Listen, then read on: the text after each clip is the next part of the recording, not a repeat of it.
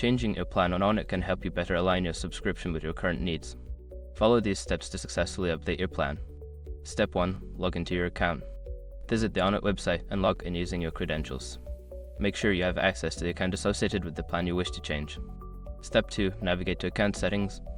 Once logged in, locate the Account Settings or Profile section. This is usually found in the top right corner of the dashboard or under your user menu. Step 3. Select Subscription or Plan Options. In the Account Settings, find the section labeled Subscription or Plan Options. Click on this to view your current plan details and available upgrade or downgrade options. Step 4. Choose your new plan. Review the different plans available and select the one that best fits your needs. Pay attention to the features and pricing associated with each plan before making your choice.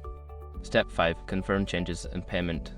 Before filing a refund or dispute, use the shark.com link in the description to open the refund dispute deadline calculator and confirm your deadline.